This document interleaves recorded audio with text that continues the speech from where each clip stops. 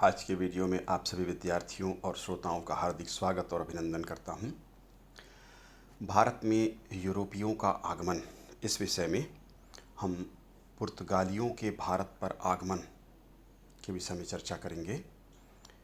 इसके प्रथम भाग में आज हम बात करेंगे यूरोपियंस के भारत में जो आगमन हुआ था वो किन कारणों से हुआ था, उसकी पृष्ठभूमि पर हम बात करेंगे।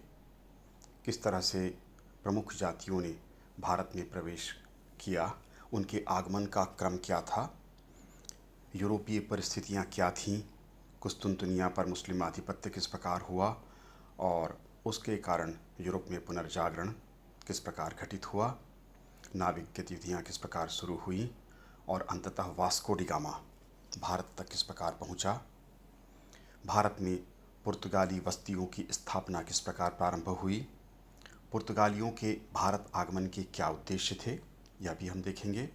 फिर अल्बुकर्क ने महत्वपूर्ण भूमिका निभाई थी पुर्तगालियों के राज्य स्थापना में भारत में, उसके कार्य किस प्रकार थे उसका मूल्यांकन भी प्रस्तुत करेंगे। भारत में पुर्तगाली अधिकार का विस्तार किस प्रकार से हुआ था और भारतीय राजाओं या भारतीय शक्तियों के साथ पुर्तगालियों के किस प्रकार के संबंध थे, यहाँ तक हम इस प्रथम वीडियो में चर्चा करेंगे। तो आइए शुरुआत करते हैं। भारत में यूरोपियों का आगमन, पृष्ठभूमि देख लेते हैं। यूरोपीय शक्तियों का भारत में आगमन मुख्य रूप से व्यापारिक उद्देश्यों से हुआ था। यद्यपि यह प्रमुख उद्देश्य था, किंतु यहाँ आकर वह अन्य उद्देश्यों को भी सम्मिलित कर सके या सम्मिलित उन्होंने किया। राजनीतिक अधिकार किया, उपनिवेश स्थापना के प्रयास किए और अंत में अंग्रेज सफल भी रहे, आप सभी से परिचित हैं। भारत के साथ यूरोप का व्यापार मुख्य रूप से थल मार्ग से होता था। इसका मार्ग कुस्तुनतुनिया से, जो कि तुर्की का एक प्रसिद्ध शहर है, इसे एशिया का थल मार्ग का द्वार भी कहा जाता है या माना जा सकता है। इसी मार्ग से होकर यूरोपियंस भारत के साथ या दक्षिण पूर्वी एशिया के साथ मुख्य रूप से व्यापार कर रहे थे। 1453 में कुस्तुनतुनिया, या इसका दूसरा नाम है इस्तांबुल, या इसी का तीसरा नाम है कांस्टेंटिनोपल, 3 नामों से ये जाना जाता है। इस पर मुस्लिम आधिपत्य हो गया। इस कारण यूरोपीय व्यापार एशिया के साथ अवरुद्ध हुआ, क्योंकि यूरोप के जो निवासी थे वो ईसाई थे और मुस्लिम कट्टर थे। उन्होंने इनका धार्मिक रूप से भी विरोध किया और कुस्तुनतुनिया के क्षेत्र से इनको मार भगाया। इस कारण बड़े पैमाने पर यूरोपीय व्यापारी और यूरोपियंस जो ईसाई थे वो वापस यूरोप में गए और वहाँ जाकर इन्होंने नवजागरण या पुनः जागरण लाने में मुख्य भूमिका निभाई, संगठन किया, ईसाइयों का संगठन कायम हुआ, ईसाई और मुस्लिमों का संघर्ष फिर यहाँ पर प्रारंभ हुआ। किंतु इसके साथ साथ एक प्रमुख बात ये हुई कि जब थल मार्ग बंद हो गया तो यूरोपीय देशों ने जल मार्ग खोजने का प्रयास किया। राजाओं ने नाविकों को प्रोत्साहित किया कि वो जल मार्ग खोजें। एशिया तक पहुंचने के प्रयास शुरू हुए। इसी प्रयास में वास्को डी गामा जहां सफल हुआ था, वहीं हम देखते हैं कि बार्थोलोमियो डियाज ने उत्तमा सा अंतरीप खोज लिया था। इसी तरह अमेरिगो वेस्पुसी ने अमेरिका की खोज की थी। यद्यपि पहले ये पता चला था कि कोलंबस ने अमेरिका खोजा था, कोलंबस भी गया था इसी प्रयास में। तो इस तरह के लगातार नाविक गतिविधियों की शुरुआत इस काल में हुई। 17 मई 1498 को वास्को डी गामा, जो पुर्तगाल के लिस्बन नगर से 11 महीने पूर्व शुरू किया था, उसने यात्रा अपनी शुरू की थी। 11 महीने की लंबी यात्रा पर 17 मई 1498 को केप ऑफ गुड होप या उत्तमासा अंतरीप के चक्कर लगाते हुए कालीकट दक्षिण भारत में वह पहुंचा। 3 जहाज उसके साथ थे, 160 नाविकों के साथ वह भारत पहुंचा था। उसने अपनी यात्रा 8 जुलाई सन 1497 को वह भारत के लिए उसने यात्रा प्रारंभ की थी। अब इस तरह से वह भारत तक पहुंचा था। तो इनकी जो खोज थी दक्षिण पूर्वी एशिया या एशिया के साथ मुख्य रूप से भारत होते हुए, मार्ग में भारत पड़ता था, यहाँ से होते हुए एक मार्ग, जल मार्ग की खोज ये कर रहे थे। कारण मैंने आपको स्पष्ट किया कि कुस्तुनतुनिया पर 1453 में इस्लामिक आधिपत्य हो गया था और इस कारण से यूरोपीय व्यापारी वहाँ से भगा दिए गए थे। थल मार्ग बंद होने पर जल मार्ग खोजने का प्रयास हुआ और इसमें पुर्तगाली क्योंकि सफल हुए थे पहले, इसलिए क्योंकि मार्ग का नक्शा उनके पास था, मार्ग का पता उनको था, इसलिए उन्होंने भारत में या इस क्षेत्र में, दक्षिण पूर्वी एशियाई क्षेत्र में सबसे पहले व्यापार या अधिकार करने का क्रम प्रारंभ किया था। इतिहासकार ताराचंद लिखते हैं कि वास्को डी गामा द्वारा भारत के समुद्री मार्ग की खोज से यूरोप और एशिया के संबंधों के इतिहास में एक नए युग का आरंभ हुआ। पी.ई. रॉबर्ट्स ने लिखा, भारत की प्राचीन ख्याति ने, उसकी परंपरागत संपत्ति में भाग प्राप्त करने की इच्छा ने यूरोपीय वासियों को सागर की उत्ताल तरंगों से जूझने के लिए अनुप्राणित किया था या प्रेरित किया था। यूरोपीय जातियों में इस प्रकार भारत में आने वाली सर्वप्रथम जाति पुर्तगाली ही थी। आपको ये ज्ञात होगा, स्पष्ट रूप से ज्ञात होगा कि पुर्तगालियों के बाद डच भारत में आए थे जो हॉलैंड के निवासी थे। उसके पश्चात अंग्रेज जो इंग्लैंड के निवासी थे भारत में आए और उन्होंने उपनिवेश भी स्थापित किया था। अंत में पुर्तगाली जाति, अंत में फ्रांसीसी भी भारत में आए थे। उन्होंने भी अधिकार का प्रयास किया था। फ्रांसीसियों और अंग्रेज़ों का संघर्ष हुआ, जिसके बारे में आगे के अध्याय में हम चर्चा करेंगे। तो यूरोपीय जातियों में भारत आने वाली पहली जाति पुर्तगाली जाति रही थी। इस समय तक यूरोप में पुनः जागरण का श्री गणेश हो चुका था, सामंतवाद का पतन हो गया था, कुस्तुनतुनिया के व्यापारिक अवरोध के पश्चात सामुद्रिक यात्राएं प्रारंभ हुई, नाविक गतिविधियां बढ़ीं और नए जल मार्ग खोजे गए। इसकी भी हमने संक्षिप्त चर्चा की। अब हम देखेंगे कि भारत में पुर्तगाली अधिकार किस प्रकार से हुआ। वास्को डी गामा ने कालीकट के हिंदू राजा जामोरिन से भेंट की तथा उसे उपहार प्रदान कर व्यापारिक सुविधाएं प्राप्त की। इसके पश्चात वह कन्नूर जाकर वहां के राजा से इसके द्वारा मित्रता संधि की गई और भारतीय सामानों से अपने जहाज को भरकर 1499 में वह पुर्तगाल लौट गया। पुर्तगालियों के द्वारा भारत से व्यापार प्रारंभ किया गया तथा कालीकट के बंदरगाह में व्यापारिक कोठियां बनाई गईं। कुछ बस्तियों का निर्माण किया गया। पेड्रो अल्बरे कैब्राल भारत में पुर्तगाली बस्तियों का गवर्नर बनाया गया। 9 मार्च सन 1500 को 13 जहाज़ों के साथ उसने भारत के लिए प्रस्थान किया। उसके द्वारा अरब व्यापारियों तथा कालीकट के जहाज़ों को लूटा गया। उसने कोचीन के निकट दुर्ग का निर्माण किया। सन 1501 में वह पुर्तगाल लौट गया था। तो कैब्राल पहला गवर्नर यहाँ पर बना। इसके पश्चात वास्को डी गामा 1502 में पुनः भारत आया। फिर उसने लूट की नीति अपनाई, क्योंकि समुद्र की शक्ति भारतीयों के पास अधिक नहीं थी उस काल में। उसने अरब व्यापार यहाँ से होता था भारत के साथ, उनके जहाज़ों को लूटा। मलाबार तट पर स्थित बंदरगाहों पर कुछ व्यापारिक गोदाम और कोठियाँ वास्को डी गामा के द्वारा बनवाई गई।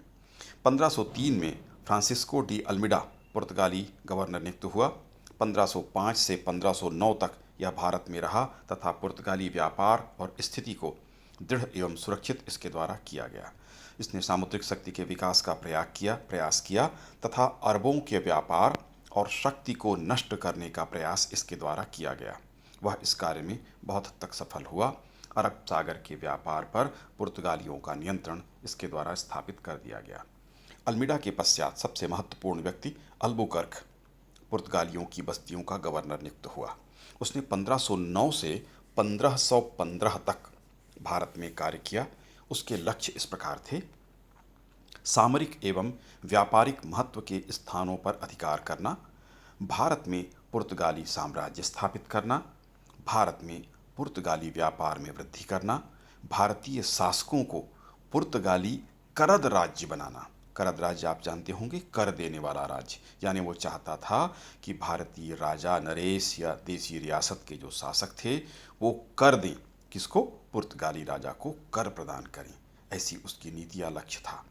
भारतीयों से वैवाहिक संबंध स्थापित करना चाहता था। वैवाहिक संबंध एक तरफा मतलब केवल जो पुर्तगाली पुरुष थे वो भारतीय स्त्रियों से विवाह करें, भारतीय पुरुष पुर्तगाली स्त्रियों से नहीं। और वैसे भी पुर्तगाली स्त्रियों को लेकर नहीं के बराबर पुर्तगाली यहाँ पर आए थे। तो भारतीयों से एक तरफा वैवाहिक संबंध स्थापित करना चाहता था और उनको ईसाई बनाना चाहता था, उनकी शक्ति बढ़ाना चाहता था। भारतीय समुद्र तट पर दुर्गों का निर्माण करना उसका लक्ष्य था, ताकि उसका राज्य सुरक्षित हो सके। स्थानीय व्यापारियों से राजा हेतु अपने राजा पुर्तगाल के राजा के लिए उपहार प्राप्त करना भी इनका लक्ष्य था। कुछ उपहार का हिस्सा अपने पास भी वो रख लेते थे, क्योंकि उसका विवरण तो उनको देना नहीं था। उपहार प्राप्त करते थे, ये भी इसके द्वारा लक्ष्य रखा गया। तो इन लक्ष्यों के साथ उसने कार्य किया।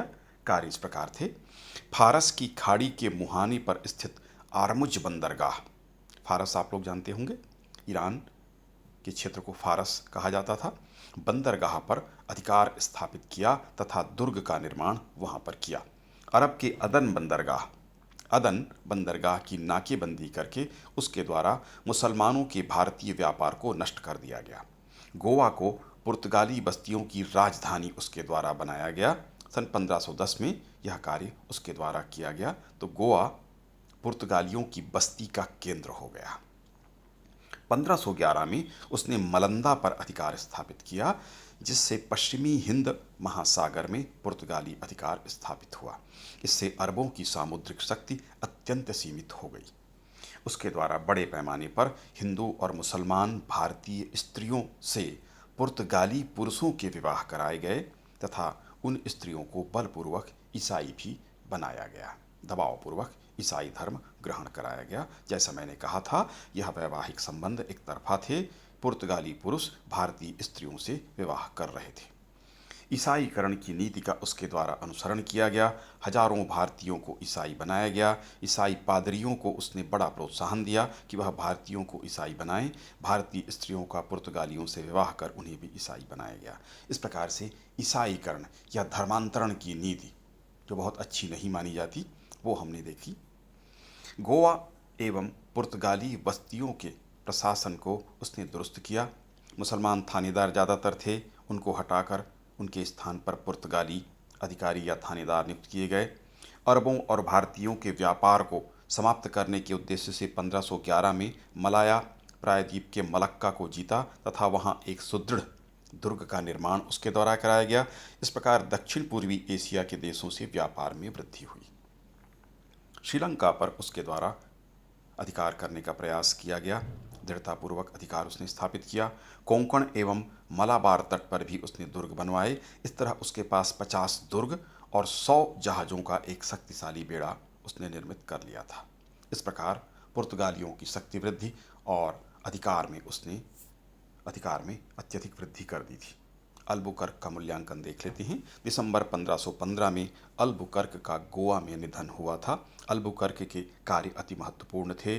उसने पुर्तगाली राज्य को भारत में वीरतापूर्वक स्थापित कर दिया था तथा अन्य विशेषकर मुस्लिम व्यापार को उसने नष्ट कर दिया था, जो अरब के साथ भारत का चलता था, फारस के साथ चलता था। वह साम्राज्यवादी एवं विस्तारवादी नीतियों में सफल रहा। अपनी साहस वीरता के माध्यम से उसने पुर्तगाली साम्राज्य की नींव भारत में रखी, किंतु वह अति सांप्रदायिक व्यक्ति था, सांप्रदायिक नीति का अनुसरण करने वाला व्यक्ति था। ईसाई धर्म के प्रचार के लिए उसने अत्यधिक प्रयास किए। धर्मांतरण की जो घृणित प्रक्रिया उसके द्वारा प्रारंभ की गई थी, ईसाई धर्म के विस्तार हेतु उसके द्वारा अनुचित कार्य भी संपादित किए गए। ये अल्बुकर्क सबसे महत्वपूर्ण व्यक्ति था, जो पुर्तगाली साम्राज्य या राज्य की जो स्थापना या व्यापार में जो वृद्धि हुई थी उसके लिए जिम्मेदार था। अब हम देख लेंगे पुर्तगाली साम्राज्य का विस्तार किस प्रकार हुआ। अल्बुकर्क की नीति को आगे बढ़ाते हुए पुर्तगालियों ने 1518 में श्रीलंका के कोलंबो बंदरगाह पर अधिकार कर वहां दुर्ग की स्थापना की। लंका की परिस्थितियों का इन्होंने भरपूर लाभ उठाया तथा समुद्री तटीय बंदरगाहों पर अधिकार कर लिया। इससे लंका के व्यापार पर इनका पूर्ण नियंत्रण स्थापित हुआ। भारत के पश्चिमी तट पर स्थित महत्वपूर्ण बंदरगाहों पर इन्होंने अधिकार किया, जिनमें सालसेट, बेसिन, मुंबई, चोल, दमन पर 1559 में, दीव पर 1535 में ही इन्होंने अधिकार कर लिया था। बंगाल में हुगली और मद्रास के समुद्र तट पर सेंट थॉम, जो सेंट थॉमस के नाम से प्रसिद्ध हुआ आगे चलकर, सेंट थॉम को भी पुर्तगालियों ने अधिकृत कर लिया। यहाँ उन्होंने व्यापारिक कोठियाँ स्थापित की तथा किलेबंदी का कार्य भी किया। इससे पुर्तगालियों का अरब सागर और हिंद महासागर के समुद्री व्यापार पर एकाधिकार स्थापित हो गया। इस तरह पुर्तगाल को इससे अत्यधिक लाभ प्राप्त हुआ। अब हम देखेंगे भारतीय राजाओं से पुर्तगालियों के संबंध। पहला, गुजरात के साथ पुर्तगालियों के द्वारा भारत में कूटनीतिक चालें चली गईं।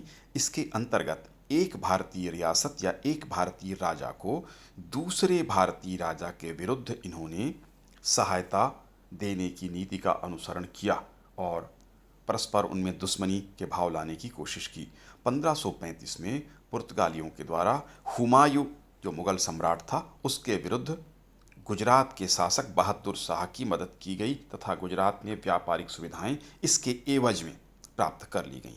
गुजरात के शासक ने पुर्तगालियों को मुंबई और सालसेट व बेसिन दे दिए। 3 क्षेत्र पुर्तगालियों को प्राप्त हुए, मुंबई, सालसेट और बेसिन के क्षेत्र दिए, किंतु पुर्तगालियों ने वहां किलेबंदी शुरू कर दी। इस कारण बहादुर शाह के साथ इनका विवाद या टकराव की स्थिति हुई। बहादुर शाह को आमंत्रित किया गया एक जहाज में चर्चा के लिए और वहां विवाद की स्थिति उत्पन्न हो गई। बहादुर शाह को तैरना आता नहीं था। विवाद बढ़ने पर प्राण बचाने के लिए उसने पानी में छलांग लगा दी। तैरना नहीं आता था इसलिए उसकी मृत्यु हो गई।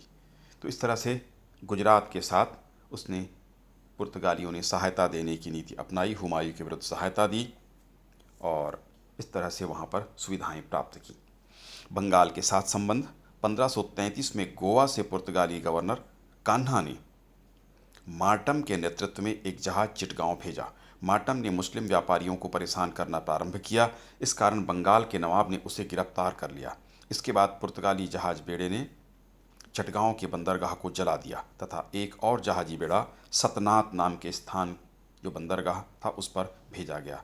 इसके पश्चात बंगाल और पुर्तगालियों के साथ अंततः मैत्रीपूर्ण संबंध इस समय स्थापित हुआ।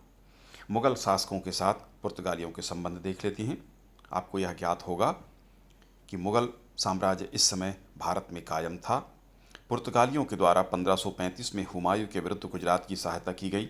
अबुल फजल के अनुसार अकबर का यह मानना था कि जब तक पश्चिम समुद्र पर पुर्तगालियों का अधिकार रहेगा, भारत की पश्चिमी सीमा सुरक्षित नहीं हो सकती। 1575 में जब अकबर ने गुजरात का अभियान किया था तो उनका उद्देश्य पुर्तगालियों की शक्ति को पूरी तरह समाप्त करना था, किंतु राजस्थान की परिस्थितियों में उलझने के कारण उसे पूर्णतः वह संपादित नहीं कर पाया। वह पुर्तगालियों के विरुद्ध था। उसके समय में प्रथम पुर्तगाली शिष्टमंडल 1591 में लाहौर पहुंचा था। अकबर के दरबार में 1594 में 3 पादरी पुर्तगाल से आए थे। इनमें एक जेवियर 23 वर्षों तक मुगल दरबार में बना रहा था। उसके द्वारा अंग्रेज़ों का विरोध किया था जब अंग्रेज़ यहाँ आए थे और अकबर के दरबार में वो पहुंचने का प्रयास कर रहे थे। उसके बाद भी इन्होंने उनका लगातार विरोध किया। 1608 में ईस्ट इंडिया कंपनी के द्वारा हॉकिंस को भारत भेजा गया तो भी पुर्तगालियों ने उनके मार्ग में अनेक बाधाएं उत्पन्न की। 1609 में उसने जहांगीर से मुलाकात की तो पुर्तगालियों ने उसको दी जाने वाली सुविधाओं का विरोध किया। जहांगीर के दरबार में 1616 में टॉमस रो पहुंचा। तब उसने भी विवरण दिया है कि मुगल शासक पर पुर्तगालियों का अत्यधिक प्रभाव है। शाहजहां के काल में पुर्तगालियों ने मुगलों के विरुद्ध अराकान के राजा को मदद की थी। 1632 में चटगांव में मुमताज महल, आप सभी को ज्ञात होगा जिनके नाम से ताजमहल बना हुआ है, उनकी कुछ दासियों को पकड़ लिया। शाहजहां ने उन्हें दंडित करने का निश्चय किया तथा बंगाल के सूबेदार ने हुगली को पुर्तगालियों से जीत लिया या छीन लिया।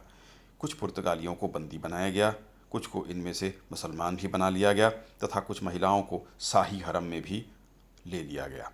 इस तरह पुर्तगालियों का मुख्य संघर्ष बंगाल में शाहजहां के साथ हुआ था। मुगल सम्राट औरंगजेब ने बंगाल के सूबेदार मीर जुमला को पुर्तगालियों की शक्ति को समाप्त करने के निर्देश दिए थे अपने काल में। 1666 में शाइस्ता खां ने पुर्तगालियों से चटगांव का किला जीत लिया। पुर्तगाली सुविधानुसार मराठों और मुगलों से शत्रुता और मित्रता करते रहे। अरब सागर पर प्रभुत्व के लिए इस तरह संघर्ष हुए। 1667 में पुर्तगालियों ने मुगलों के साथ एक संधि की जिसमें पुर्तगालियों ने वचन दिया कि वे मुगल विरोधी किसी भी व्यक्ति के साथ सहयोग नहीं करेंगे, किंतु इसका दृढ़ता से पालन पुर्तगालियों के द्वारा नहीं किया गया। मुगलों से संधि के 1 वर्ष पश्चात ही शिवाजी जो मुगलों के शत्रु से उनके साथ भी संधि कर ली थी। 1693 में मराठों और पुर्तगालियों की मित्रता के कारण मुगलों ने पुर्तगालियों के बेसिन और दमन क्षेत्र पर आक्रमण किया तथा गोवा के गवर्नर ने मुगलों से संधि की थी। मराठों के साथ इनके संबंध किस प्रकार से थे? मराठों के साथ पुर्तगालियों के संबंध पर विचार करेंगे। मराठों के साथ ही पुर्तगालियों के संबंध ठीक नहीं थे। कई बार मराठों से संधि हुई तथा संघर्ष भी उनके साथ हुआ, किंतु वे जानते थे कि मराठे शक्तिशाली हैं, इसलिए सीधे तौर पर इन्होंने टकराव नहीं किया। पुर्तगालियों की यह मांग थी शिवाजी के समय में कि मराठों के जो जहाज उनके क्षेत्र में आते हैं वह पुर्तगालियों को चुंगी दे, किंतु मराठों ने या शिवाजी ने ऐसा नहीं किया। शिवाजी के द्वारा पुर्तगालियों के नियंत्रित क्षेत्र जिसमें दमन प्रमुख था में कई बार चौथ की वसूली की। पुर्तगाली इसका विरोध करते रह गए थे, किंतु शिवाजी के शक्ति के सम्मुख ये नतमस्तक हुए। मराठों एवं रत्नागिरी के देसाई शासकों के बीच संघर्ष हुआ करता था। यह शासक मराठों से पराजित होने पर पुर्तगालियों के शरण में चला जाया करता था, पुर्तगाली इसको शरण दिया करते थे। इन कारणों से मराठों का पुर्तगालियों के साथ संघर्ष चल रहा था। यद्यपि खुला संघर्ष इनके बीच नहीं हुआ, मराठों ने सिद्धियों के साथ जब संघर्ष हुआ था तो पुर्तगालियों की मदद प्राप्त की थी। शिवाजी ने 1667 में बार देश पर आक्रमण किया था और कई पुर्तगालियों को वहां से बंदी बनाया था। शिवाजी के साथ पुर्तगालियों की संधि भी हुई थी। शिवाजी के पश्चात संभाजी के साथ भी पुर्तगालियों का तनावपूर्ण संबंध रहा। बाजीराव प्रथम के समय में भी दोनों शक्तियों में संघर्ष हुआ। 1736 में मराठा सेनापति ने पुर्तगालियों को हराकर कैम्बे पर अधिकार किया। 1737 में चिमनाजी अप्पा ने थाना क्षेत्र पुर्तगालियों से छीना। 1739 में मराठों ने बेसिन के दुर्ग को जीता था। इस प्रकार से मराठों के साथ इनके संबंध रहे और ज़्यादातर जो संघर्ष की स्थिति उत्पन्न हुई उसमें मराठों ने इनको परास्त किया था। तो इस तरह से देसी रियासतों या जो भारतीय शक्तियाँ थीं उनके साथ पुर्तगालियों का संबंध इस प्रकार रहा था। अगले वीडियो में फिर हम देखेंगे कि पुर्तगाली क्यों सफल हुए थे प्रारंभ में और बाद में वो असफल क्यों हुए थे। इस पर हम अगले वीडियो में चर्चा करेंगे।